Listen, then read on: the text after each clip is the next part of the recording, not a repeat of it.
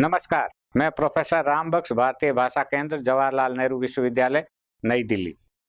आज हम समकालीन साहित्य चिंतन में समकालीन साहित्य चिंतन का नयापन इस इकाई का अध्ययन करेंगे और इस इकाई के अध्ययन के उपरांत आप समकालीनता का अभिप्राय समझ सकेंगे, समकालीन और नए की अवधारणा समझ सकेंगे, प्रमुख समकालीन विचारधाराओं का संक्षिप्त परिचय प्राप्त कर सकेंगे और समकालीन साहित्य चिंतन की मुख्य बातें जान सकेंगे।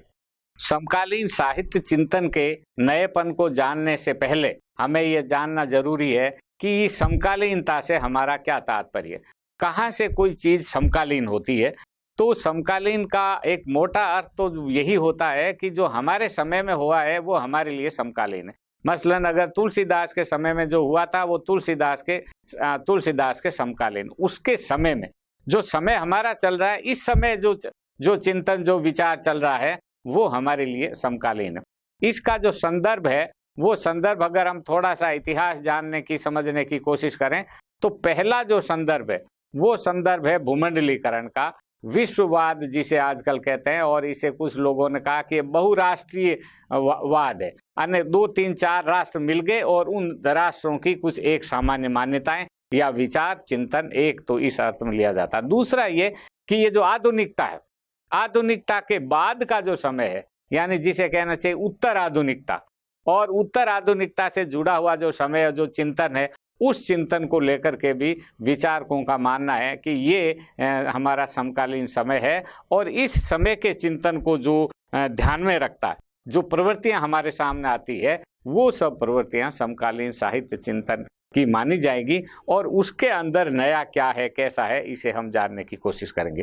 इसको जानने से पहले थोड़ा सा हम इतिहास की अवधारणा से वापस परिचित हो जाते हैं, क्योंकि आधुनिकता के बाद ये संसार में बहुत परिवर्तन हुआ। वैसे तो संसार का इतिहास के केंद्र में जो चिंतन और विचारधारा है उसमें यूरोप के इतिहास को ही मानक की तरह माना जाता है, क्योंकि थोड़े समय बाद में उपनिवेशों में वो चिंतन आता है जो यूरोप में पहले आ जाता है। तो यूरोप को मानक मानते हुए हम ये कह सकते हैं कि 15वीं शताब्दी से पहले मध्यकाल था और 15वीं शताब्दी में यूरोप में पुनर्जागरण की शुरुआत हुई। ये पुनर्जागरण के बाद में आधुनिक जो उद्योग धंधों की स्थापना हुई, उसके बाद में आधुनिकता की ये शुरुआत मानी जाती है, जो 17वीं 18वीं शताब्दी से। फ्रांस की जो राज्य क्रांति है वो एक तरह की विभाजक रेखा है, जिसे इतिहास एक तरफ पिछला है और दूसरी तरफ आगे।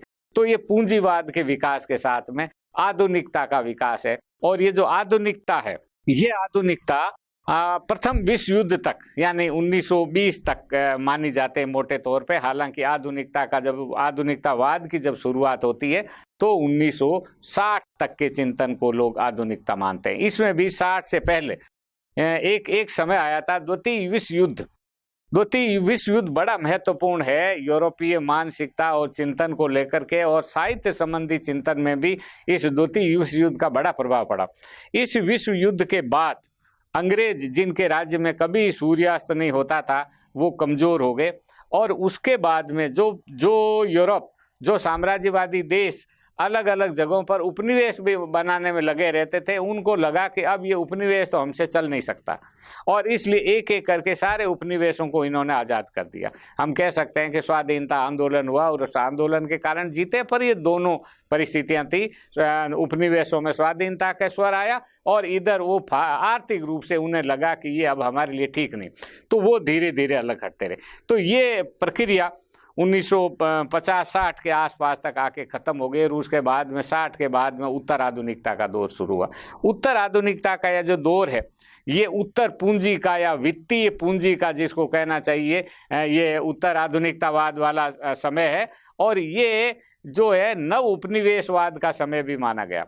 उसके बाद 1980 के बाद में फिर परिस्थितियों में परिवर्तन हुआ और जो संचार क्रांति हुई और इस मीडिया क्रांति हुई, इसके बाद से और फिर साथ में सोवियत संघ का विघटन और दुनिया वापस एक ध्रुवी आई और अमेरिका जो है सबसे शक्तिशाली राष्ट्र के रूप में उभरा। ये जो चिंतन का दौर है, ये उस दौर का है जब सोवियत संघ का विघटन हो चुका था, मार्क्सवाद का जिसको मार्क्सवाद के विखंडन के रूप में माना जाने लगा, और वित्तीय पूंजी के कारण उत्तर आधुनिकता अपने श्रेष्ठतम रूप में, सबलतम रूप में हमारे सामने आई। ऐसे समय में हमारे साहित्य में, चिंतन में, विचार में क्या नयापन है इस समय और आगे आने वाला होगा, इस पर विचार करने की जरूरत है। जब स्थापित धारणाएं साहित्य का अर्थ करने में असमर्थ हो जाए, कृति का विश्लेषण करने में असमर्थ हो जाए, और ये लगे कि कुछ सिद्धांतों से परे कुछ चीजें छूट रही, तब नए शास्त्र और नए चिंतन की जरूरत होती है। और ये देखने की बात यह है कि इस समय, जब उत्तर आधुनिक काल का जब ये समय शुरू हुआ, इस समय सिर्फ एक ही चिंतन धारा प्रभावित नहीं हुई, सिर्फ मार्क्सवादी प्रभावित नहीं हुआ, उसका ही विघटन नहीं हुआ, बल्कि कलावाद का भी विघटन हुआ, आधुनिकतावाद का भी विघटन हुआ, संरचनावाद का भी विघटन हुआ। सारी चिंतन प्रणालियां जो संसार की है वो एक विघटन और विकास के दौर में सब में कुछ नया नया होने लगा, और एक चिंताधारा दूसरी चिंताधारा से मिली। इसको अगर हम एक चार्ट से अगर हम देखना चाहें तो हम इस तरह से कर सकते हैं कि जैसे प्रारंभ में ये था कि मार्क्सवादी साहित्य चिंतन, हम यहाँ से शुरू करते हैं कि एक परंपरागत मार्क्सवादी साहित्य, जब मार्क्सवाद आया था तब तो ये था कि भाई ये तो बहुत ही नया बड़ा मौलिक है, लेकिन समय के साथ में ये हुआ कि मार्क्सवाद की चिंतन एक पुराना परंपरागत मार्क्सवादी चिंतन है। उस मार्क्सवादी चिंतन के भीतर से नव मार्क्सवादी साहित्य चिंतन निकला, और नव मार्क्सवादी चिंतन वालों ने कई चीजें मार्क्सवाद की छोड़ दी, और कई चीजें मार्क्सवाद के अंदर दूसरी मसलन संरचनावाद मार्क्सवाद का विरोधी, लेकिन बाद में मार्क्सवादी संरचनावादी आए सामने, क्योंकि उन्होंने संरचनावाद और मार्क्सवाद को मिला दिया और मिला करके एक नई चीज सामने रखी। तो ये एक तरह का जो दर्शन है, इस दर्शन के विघटन के क्रम में ये नव मार्क्सवादी आए। अभी नव मार्क्सवाद में इसका एक अर्थ ये हुआ कि आप पुराना जो शास्त्र है, पुराना जो चिंतन है, उसमें से जो मर्जी आप चीज लो और जो मर्जी न लो। ये जो स्वतंत्रता आगे आने वाले चिंतक को मिली, ये इस विघटन के कारण मिली। आपका मन होवे तो आप लेनिन को उद्धृत करो, आपका मन होवे तो आप मत करो, आप किसी दूसरे को उद्धृत कर दो। तो ये और दूसरे का आधार पर आप अपनी मान्यता, एक आप मान्यता आप लो, दूसरी मान्यता उसकी मत लो। तो एक पूरे, जैसे पहले होता था कि सारे दर्शन को एक साथ व्याख्या करेंगे, ये एक साथ वाली व्याख्या वाला खत्म हो गया, जो जितना ठीक लगे उतना लेते हैं। दूसरी जो अगर आप देखें तो जो बड़ा चिंतन है जो आधुनिक काल में आया, पाश्चात्य चिंतन का जो बड़ा समूह है, जिसके इर्द गिर्द मान्यताएं चलती है, वो भाषा वैज्ञानिक चिंतकों के माध्यम से आया, और वो संरचनावाद जो है बहुत बड़ा चिंतन का एक स्कूल बना और जिसका विश्वव्यापी प्रभाव पड़ा। उस संरचनावाद का भी विघटन हुआ, और संरचनावाद के बाद में उत्तर संरचनावाद आए। संरचनावाद में तो ये कहा जाता था कि संरचनाएं है और स्थायी रहती, और उसको उसमें उसी जगह वो रहेगी तो ही वो अर्थ करेगी, तो ही वो काम करेगी, तो ही वो उपयोगी, और उन संरचनाओं का कोई इतिहास नहीं होता। उत्तर संरचनावादियों ने कहा कि ये क्या बात हुई, संरचना तो है लेकिन वो विकसित क्यों नहीं होएगी, वो विकसित भी होएगी और वो बदलेगी भी, और उसका अर्थ बदल जाएगा। तो संरचनावाद के बाद में एक नया संरचनावाद आया। जब नया संरचनावाद आया तो संरचनावाद में कुछ दूसरे शास्त्र की चीजें अंदर घुस गई। इसी तरह से जो सारा जो चिंतन था वो कुल मिला करके लेखक केंद्रित साहित्य चिंतन था। ये लेखक केंद्रित साहित्य चिंतन क्या होता है? वो सामान्यतः जो हमारा जो रोमांटिक जो शास्त्र है, स्वच्छंदतावादी काव्य सिद्धांत वाला था, वो ये कहता है कि भाई लेखक जो है वो कृति को अर्थ देता, और कृति का अर्थ वो है जो लेखक कहना चाहता। कामायनी का वो अर्थ है जो प्रसाद जी कहना चाहते हैं, या गोदान को जो है ना प्रेमचंद जो कहना चाहते हैं, या तुलसीदास रामचरितमानस में जो कहना चाहते हैं वो उसका अर्थ है। तो ये जो धारणा थी, इस धारणा को बाद में बदला और पाठक केंद्रित साहित्य चिंतन आ गया। मुझे पढ़ते समय जो लगा ना, मेरे लिए तो वही महत्वपूर्ण है। अगर मुझे वो महत्वपूर्ण नहीं लगा, मुझे मंथरा का चरित्र अगर बहुत आधुनिक और बड़ा महत्वपूर्ण लगा, तो मेरे लिए मंथरा बहुत महत्वपूर्ण है, तुलसीदास के लिए नहीं है, तो न सही। तो आपका जो पाठक है वो कृति को अर्थ देने लगा। जब पाठक कृति को अर्थ देने लगा, तब तो आपके ऊपर माने पाठक पर और आलोचक पर किसी प्रकार का कोई दायित्व नहीं। जैसा मैं पाठक हूं वैसा मेरे को कृति अच्छी लगी और मैं उसका विश्लेषण कर दे सकता हूं। ये जो स्वतंत्रता है ये बाद में विकसित हुई। इसी तरह से अर्थ निश्चयवादी साहित्य चिंतन था। अर्थ का पहले तय है कि सूरदास की इस कविता का, ये बिहारी का ये दोहा है, इसका यही अर्थ है। तो रामचंद्र शुक्ल के समय में एक मजाक चला था और शुक्ल जी ने जिक्र किया कि हमारे एक दोस्त हैं, उन्होंने सारी बिहारी सतसई का शांत परख अर्थ करने की धमकी दी। तो माने ये कि बिहारी सतसई, तुलसी शुक्ल जी का कहना यह था कि भाई बिहारी तो जो है की रचना जो है वो श्रृंगार की है, इसका शांत परख अर्थ तो हो ही नहीं सकता। लेकिन उस व्यक्ति ने तो कहा मैं तो शांत परख अर्थ कर दूंगा। तो जब शांत परख अर्थ वो कर दे सकता है, इसका मतलब अर्थ निश्चित नहीं है किसी भी चीज का, समय के साथ परिस्थितियों के साथ बदल जाता। और ये जो अर्थ निश्चयवादी के विरुद्ध जो मान्यताएं आई वो विखंडनवादी जो साहित्य सिद्धांत है दरिदा का, उन्होंने कहा कि नहीं, हर चीज का विखंडन हो सकता है और सब चीज का अर्थ बदल सकता है। इसी तरह से जो इतिहासवादी चिंतन पद्धति थी, उस इतिहासवादी चिंतन पद्धति के बीच में से एक और चिंतन पद्धति निकली और जिसे हम मीमांसावादी चिंतन प्रविधि कह सकते हैं कि वो इतिहास को आधार मत मानो, सब चीजों को समकालीन मान करके देखो। इसी तरह से जो मुख्य धारात्मक या केंद्रीय अंतर्विरोध मूलक जो साहित्य था, एक मुख्य अर्थ होता है और बाकी सब गौण होते हैं, ये साहित्य के पाठ की एक बड़ी भारी विशेषता थी। और उत्तर आधुनिक काल में, उत्तर संरचनावाद के समय में आया कि नहीं, हाशिए की आवाज बहुत महत्वपूर्ण है भैया। कोने में जो सबसे कमजोर आदमी बैठा हुआ है, आप उसकी आवाज क्यों नहीं सुनोगे? और उसने भले ही एक छोटी बात कही हो, लेकिन उसने अलग बात कही है और उसकी बात को आप समझोगे तब आप पूरी कृति को ज्यादा अच्छी तरह से समझोगे। तो एक तरह से उस चीज की भी निश्चयता समाप्त हुई। इसी तरह फ्राइड ने मनोविश्लेषण के द्वारा साहित्य का एक बड़ा भारी विश्लेषण करा, तो उसमें भी एक नव मनोविश्लेषणवादी आलोचक आ गए। उन्होंने फ्राइड के सिद्धांतों में कुछ नया जोड़ दिया। कभी कभी ऐसा भी होता है, फ्राइड और मार्क्स जो आपस में कभी मिलते ही नहीं थे दोनों, लेकिन जो नव फ्राइडवादी थे उन्होंने नव मार्क्सवादियों से मिलकर के एक नया ही चिंतन विकसित कर दिया। तो जो बहुत विरोधी दिखाई दे रहे हैं, उनके भीतर से भी कोई एक नई चीज, दो के मिलने से एक तीसरी नई चीज पैदा हो सकती है।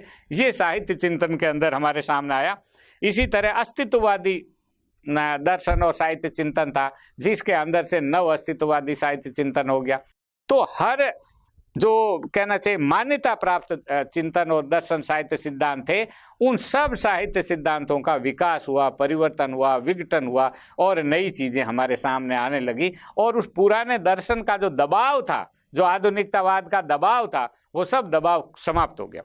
फिर जो परंपरागत साहित्य चिंतन था, जो पूरे साहित्य को एक साथ मिला करके देखता था, इसका भी अब खंडन हुआ।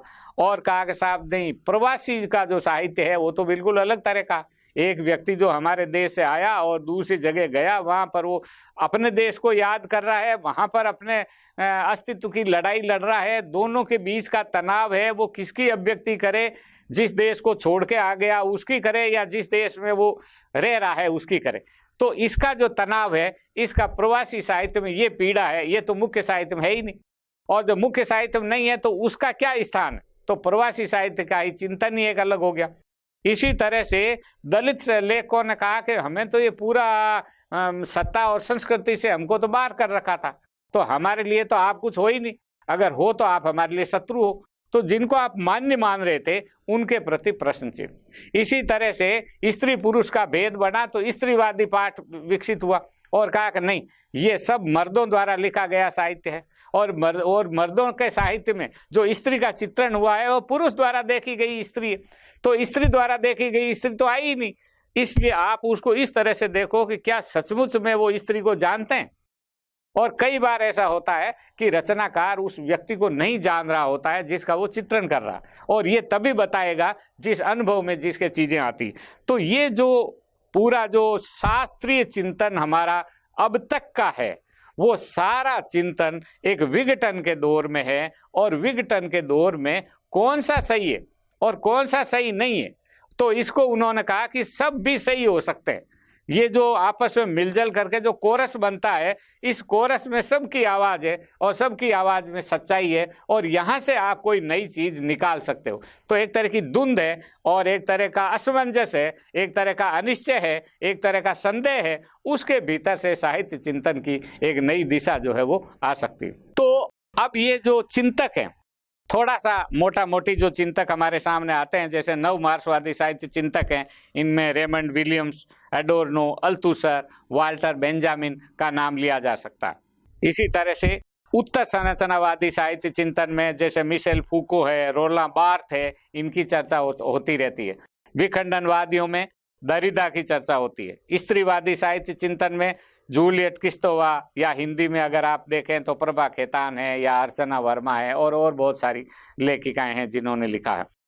इसी तरह हिंदी में एक अलग तरह का लेखन भी विकसित हुआ है, जो ये इतनी सारी जो प्रवृत्तियां दिखाई दे रही है, ये इन प्रवृत्तियों में कहीं भी समाहित नहीं होता, जिसमें से जैसे आप इसको हम कह सकते हैं कि गैर परंपरागत आलोचक हैं, जो उस तरह के आलोचक नहीं हैं। जैसे मान लीजिए विद्यानिवास मिश्र। विद्यानिवास जी प्राचीन संस्कृति के वैभव के साथ आधुनिक जीवन में छिपे हुए जो प्राचीन तत्व है, उन तत्वों के बारे में बताते हैं, और जीवन की जो शाश्वतता है उसके बारे में वो नए ढंग से बात करते हैं। उस तरह की कोई परंपरा पहले भी हिंदी साहित्य में नहीं मिलती, हालांकि हजारी प्रसाद द्विवेदी में मिलता है, लेकिन वो दूसरे तरह का मिलता है। लेकिन ये जो साहित्य चिंतन, जो समकालीन साहित्य चिंतन की जो पश्चिमी अवधारणा है, इन पश्चिमी अवधारणाओं में से मैं किसी पर भी वो फिट नहीं बैठते, आपको उनके लिए एक अलग जगह बनाने की जरूरत होती। इसी तरह से मलयज की आलोचना, मलयज एक तरफ प्रगतिवाद से प्रभावित है, दूसरी तरफ कलावाद से प्रभावित है, और तीसरी तरफ वो किसी से प्रभावित नहीं है, एक पाठकवादी तरीके से स्वयं अपने अनुभव को उस रचना के मूल्यांकन में लेकर प्रकट करते हैं। इसलिए उनकी जो व्यावहारिक आलोचना होती है उसमें बहुत सारी नई बातें आपके सामने आती है, और आप आसानी से उन्हें किसी एक खांचे में नहीं डाल सकते। तो ऐसे आलोचक जिनके लिए कोई दर्शन बना ही नहीं, या वो सभी दर्शन को पढ़ते हैं, फूको को भी पढ़ लिया, दरिदा को भी पढ़ लिया है, रेमंड विलियम्स को भी पढ़ लिया, टेरी एगल्टन को भी पढ़ लिया, और रूसी रूपवादियों को भी पढ़ करके बैठे, वो जब साहित्य का विश्लेषण करते हैं तो इतने सारे जो चिंतन है, इस चिंतन का अंतिम जोड़ तो निष्कर्ष तो व्यावहारिक आलोचना में, और व्यावहारिक आलोचना में वो आप किसी पर ये नहीं कह सकते कि ये इनकी ही बात करते हैं।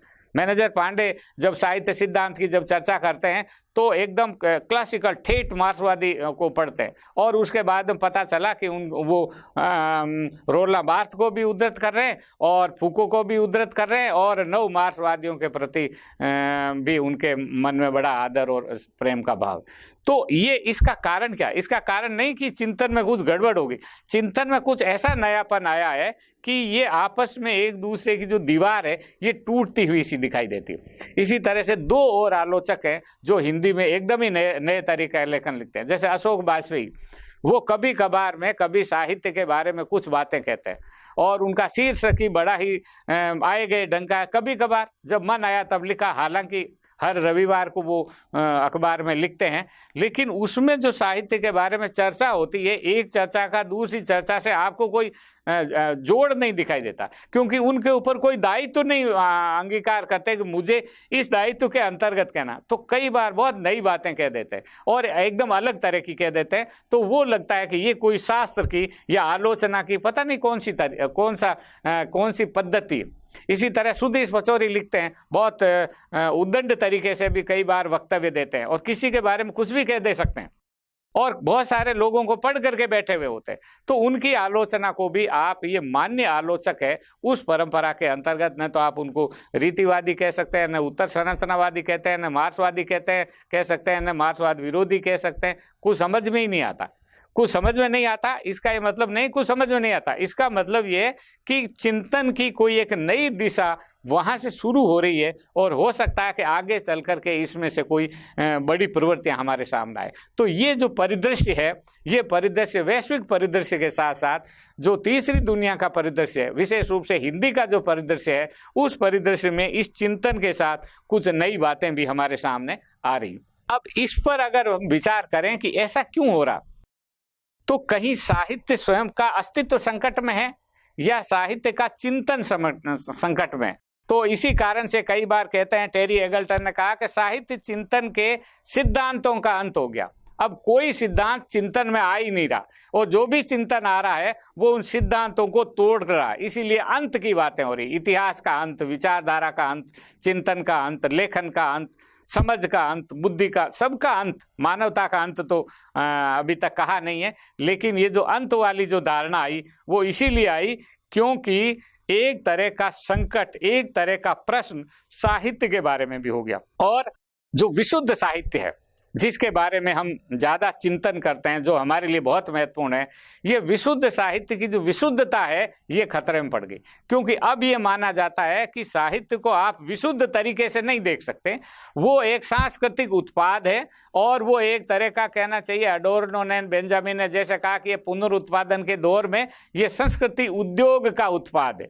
जब ये उद्योगों का उत्पाद है और उद्योग की तरह से चलता है, तो शुद्ध साहित्य की शुद्धता का कोई अर्थ है या नहीं है। मान लिया कि संस्कृति के सारे चीज़ों का साहित्य पर प्रभाव पड़ता है, ठीक है, प्रभाव तो पड़ता है, लेकिन अपने में शुद्ध साहित्य का कोई स्वरूप है कि नहीं?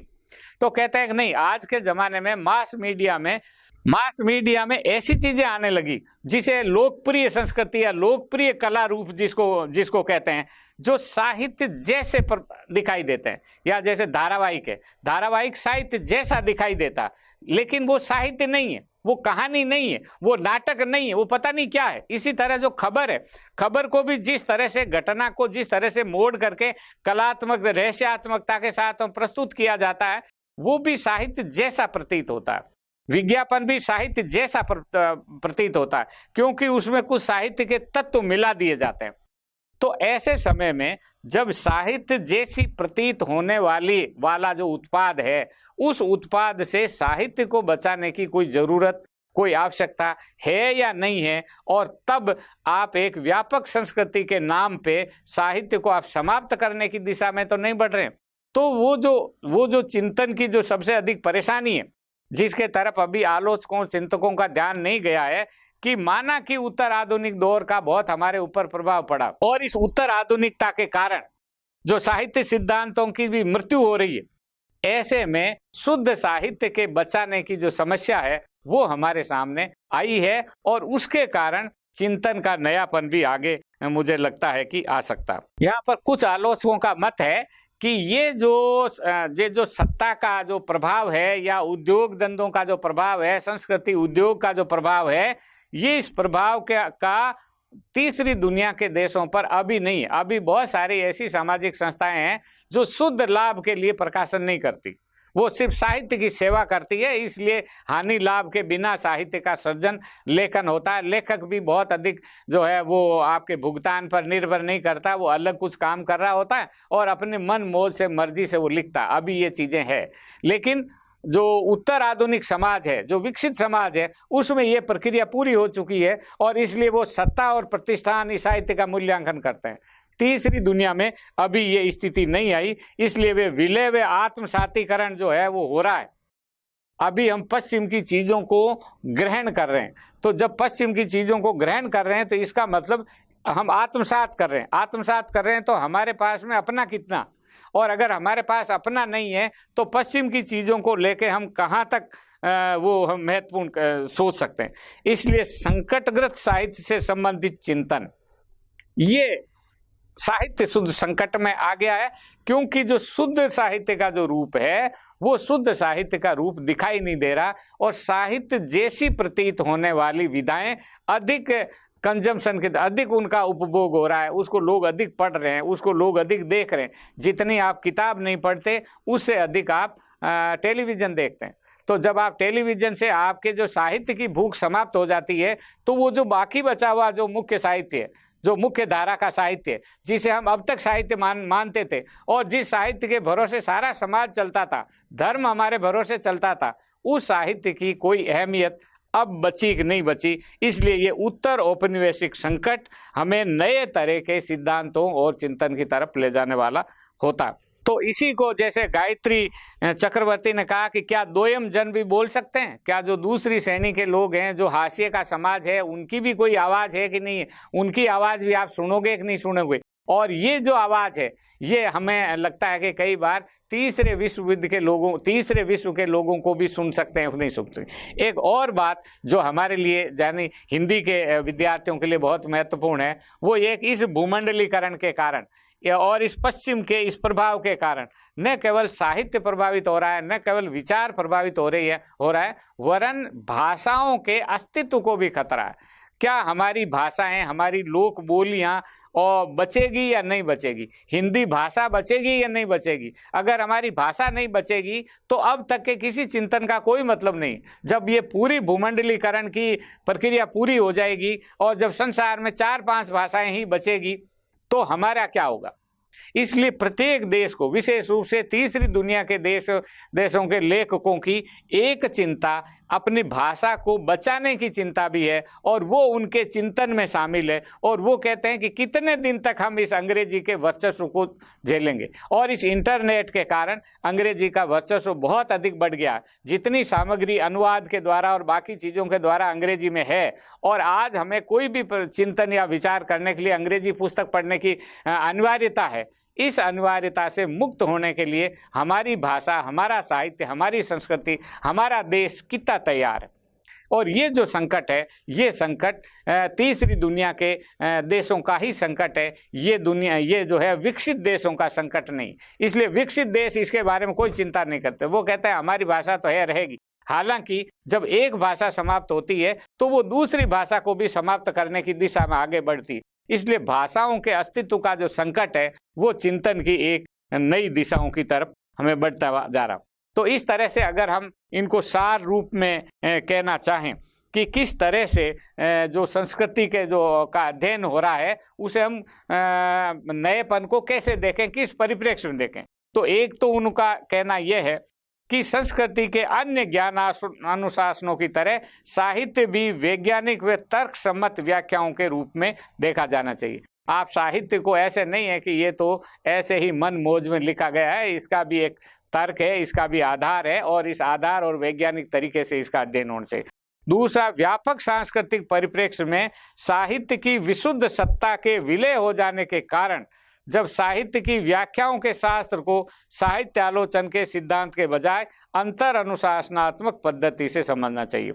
जब अब तक हम ये समझते थे कि साहित्य के जो सिद्धांत है वो साहित्य के ही सिद्धांत है, अब ये हो रहा है धीरे धीरे कि उत्तर आधुनिकता आने के बाद कि अब ये अंतर अनुशासनात्मक है। गणित का साहित्य से संबंध या मनोविज्ञान का साहित्य से संबंध या दर्शन का मनोविज्ञान और दोनों का साहित्य से संबंध, इस अंतर अनुशासनात्मक ये जो दृष्टि है उस दृष्टि का कोई अलग शास्त्र विकसित करना चाहिए। और अब आपको प्लेटो अरस्तु वाला जो अनुकरण का सिद्धांत है वो नहीं चलेगा, उस अनुकरण के सिद्धांत को भी आपको व्यापक तरीके से करना चाहिए। और जिसको कहा कि भाई ये वैज्ञानिक जो पुनरुत्पादन है औद्योगिकरण के बाद, वो पुनरुत्पादन के दौर की कला है, वो भी एक तरह के अनुकरण के अंतर्गत आती। उस दूसरी बात वो कहते हैं जिस तरह संस्कृति के सभी अनुशासनों की अपनी खास ज्ञान भाषा होती है उसी तरह साहित्य की भी होनी चाहिए, और जिसकी व्याख्या भाषा के नियमों, संरचनाओं, रूपों, स्तरों व आयामों से होनी चाहिए। और इसलिए साहित्य चिंतन का विश्लेषण ज्ञान की विविध भाषाओं की तरह होना चाहिए। अर्थ मीमांसा द्वारा उसका मर्म ग्रहण करने का प्रयास होना चाहिए। ये हम लोग इसकी दिशा में आगे बढ़ रहे हैं। अगली बात उन्होंने कही कि विविध ज्ञान विमर्शों तथा अर्थ मीमांसा का संबंध विविध सामाजिक व मानव चित्तगत संरचनाओं से होता है। अतः सामाजिक संरचनाओं व चित्त की संरचनाओं के गठन, विघटन, पुनर्गठन द्वारा ही साहित्य का अर्थ समझना चाहिए। यहाँ उत्तर संरचना एवं विखंडन के सिद्धांत साहित्य चिंतन के नए सिद्धांतों की तरह महत्व रखने वाले हो जाते हैं, ऐसा आप मान सकते हैं। एक दिशा ये भी होती है जो विखंडन के द्वारा साहित्य का अर्थ करते हैं, लेकिन एक और भी दिशा होती है जिस दिशा की तरफ जाते हैं, और तब हमें अलग ढंग से सोचने की जरूरत है कि हमें शुद्ध साहित्य के स्वरूप को अब भी को बचा सकते हैं या नहीं बचा सकते, या शुद्ध साहित्य अभी है कि नहीं। तो साहित्य को भी एक संस्कृति पाठ की तरह या जिसे कहने से भाषिक पाठ की तरह मान करके दलीलें दी जाती है। और जब ये दलीलें दी जाती है तब ये कहते हैं कि साहित्य भी अन्य भाषा पाठ की तरह एक अन्य पाठ होता है। साहित्य को आप अलग मानने की जरूरत नहीं। संगीत भी है, जैसे दूसरी कला है, वैसे ही साहित्य। और साहित्य की रचना उसकी परंपराओं से बंधी होती है, परंतु समय का यथार्थ उसमें अपनी भूमिका निभाता है। इसलिए जी जो लेखक है वही लिखता है जो उसका समय उसे लिखवाता है। आज कोई तुलसीदास का रामचरितमानस नहीं लिख सकता, आज महाभारत नहीं लिख सकते। इतने सारे विद्वान, बुद्धि का विकास हो गया, लेकिन आप क्यों नहीं मैं सब मिल करके बैठ करके महाभारत जैसी रचना कर दो। अब वो महागाथा आप लिख नहीं सकते, क्योंकि लिखने के साथ उस समय का बड़ा गहरा रिश्ता होता है। इसलिए कहते हैं कि लेखक नहीं लिखता, वो समय स्वयं जो है उसे लिखवा देता है, और इसलिए वो परंपरा लिखवा देती है। फिर परंपरा और समय मिलकर संस्कृति के रूप में अर्थपूर्ण हो जाते हैं। अतः संस्कृति की तरह मौजूद सभी का साझा अर्थबोध ही साहित्य की रचना का हेतु होता है। और इसलिए लेखक द्वारा जो साहित्य रचा जाता है वह सबके साझे अर्थबोध का आईना होता है। उस समय के समाज वैज्ञानिक, दार्शनिक, राजनीतिक चिंतक, समाज के लोग कैसा सोचते हैं, उस के द्वारा उस सोचने की जो प्रकृति है उसको हमें देखना चाहिए। और इसीलिए पाठक वर्ग भी लेखक के भीतर से साहित्य की रचना का आधार बनता है, और जिसके बारे में हम ये कहते हैं कि आप क्या कहोगे ये इस पर निर्भर करता है कि सुनने वाला कौन है। अगर सुनने वाला आपका पुत्र है तो आप अलग तरह से बात करोगे, सुनने वाला अगर आपका पिता है तो वही बात आप दूसरे तरह से कहोगे। तो ये जो सुनने वाला होता है ये बड़ा महत्व, इसलिए कहते पाठकवादी आलोचना की शुरुआत होती है। और जब पाठकवादी आलोचना की शुरुआत होती है तो बहुत सारी चीजें नई आ जाती है, और फिर अर्थ निश्चित नहीं होता, हर पाठक के अपने मन मर्जी से होता है। तो चिंतन के स्तर पर ये जो नए प्रश्न है, ये नए नए प्रश्न साहित्य चिंतन के भी नएपन की तरफ आगे बढ़ने में एक भूमिका निभाते हैं। ये जो पाठक है, इस पाठक के चित्त का निर्माण कौन करता है? तो यहाँ पर वो कहते हैं कि ये एक सामूहिक संस्कृति करती है, और इसलिए सामूहिकता बड़ी महत्वपूर्ण है कि हम कैसे उसमें अभिव्यक्त पाते हैं।